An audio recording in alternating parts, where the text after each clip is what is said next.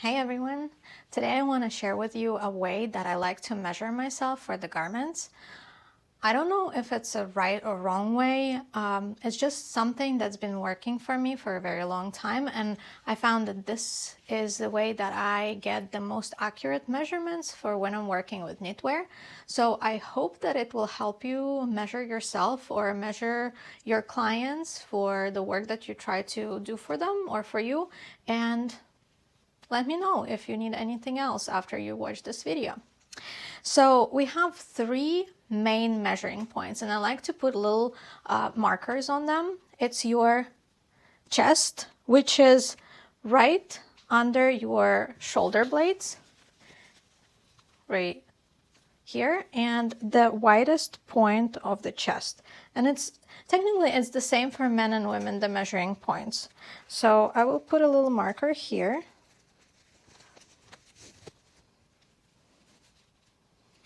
Then it's your natural waist, whatever the narrowest point of your body or where you have the side indentations.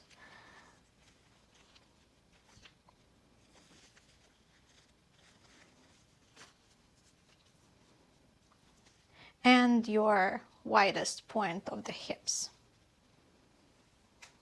Okay, let's switch this one.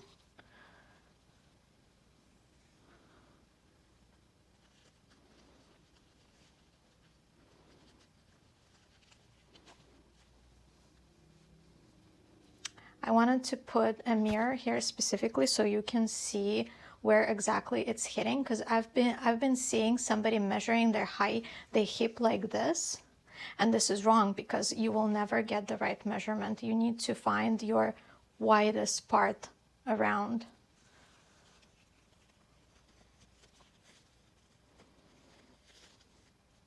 And so we usually measure it in circumference, and then depending on what kind of structure we're working with, we may do half measurement. If we're doing 2 panels, we can do quarter measurement if we're trying to find where the decreases and increases going to be, and so on and so forth.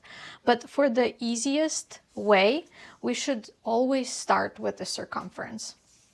And I like to start with the bust or chest. So you measure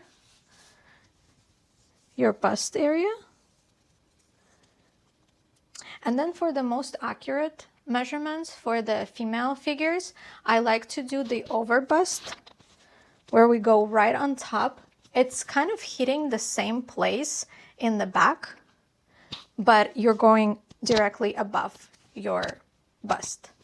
And then I always like to measure under bust, because this will tell us, like, the back stays the same, but it will tell us how much increases and what the proportion of the armhole is going to be depending on your cup size.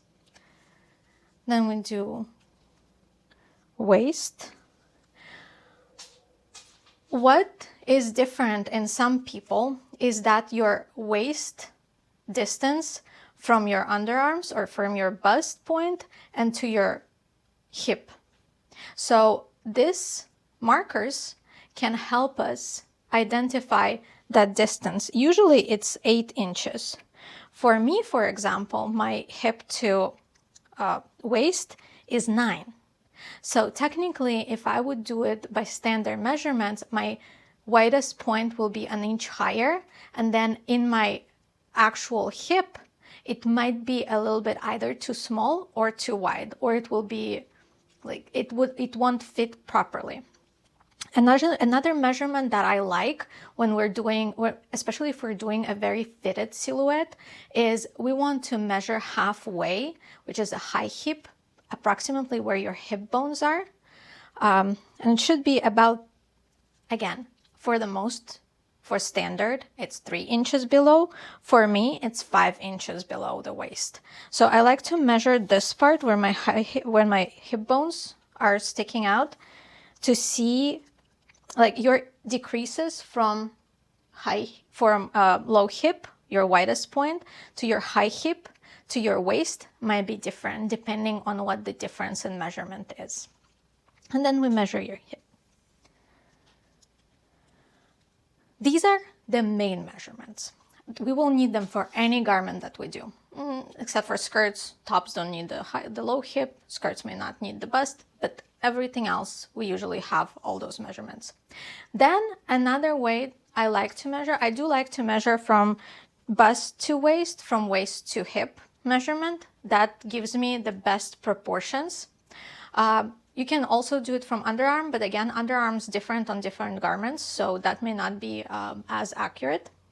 Then the way I like to measure length, I always like to measure it from the natural waist. And for example, if we're going down, like if our waist on the garment is lowered, then we will measure where we want it.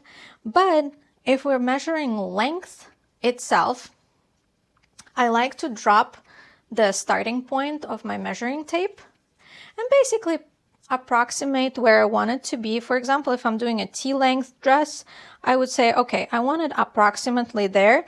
And then I put my hand to my waist measurement, my waistline, and then I see, okay, it's 31 inch. So my waist to the length need to be 31 inch. It works for almost all of the garments that we need to do. Pants, inseam is important. We do the same way. I like to measure inseam to the floor and approximate where my inseam will end, and also do the same. So I have a 30-inch inseam this way. Another few measurements that are useful is if you have a high neck garment, then you may want to measure your neck. I like to do it at the very base. And then depending if you do a turtleneck, then I may also go and measure at the top to make sure that it's not too tight. I do measure the circumference of the shoulder all the way around. This way I know exactly, like if it's a sleeved dress, then I know like how much the sleeve proportions need to be, to make sure that, because everybody again are different in their shoulders. Some can have bigger busts but smaller shoulders, so if I will try to estimate it in a standard size, it will not fit right. If we're doing the sleeve length is probably the hardest one to measure on your own, but you can do it the same way. Sorry, the other way around. Yeah, this is, as I said, might be the most challenging one. So for example, I want it to be around like mid palm. So I will go all the way around. I'll make sure I tap to my shoulder that this is the length, and then I continue from the shoulder to the high neck. Oops. 29. Or you can also measure from your armhole approximately, hold it with the arm and measure to wherever you want it to be, about 18. That's pretty much right. On top of that, if you're doing sleeves, I would say you may want to consider measuring your muscle. That's always needed. Wherever the widest part of your arm is, to make sure that it fits properly, I would add about 1/2 inch if it's fitted sleeve. If it's wider sleeve, then we calculate on what it is. But we measure it approximately, like flex your arm, make sure that it's comfortable, it's not holding up anywhere, just hold it together and play with your arm a little bit to see that the muscle is having enough room in there.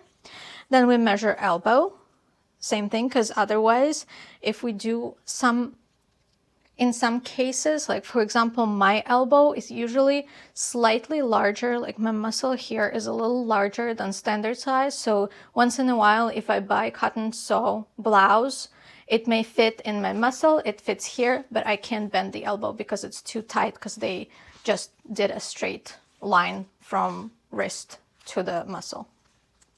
And then of course the wrist. That's for the fitted garments.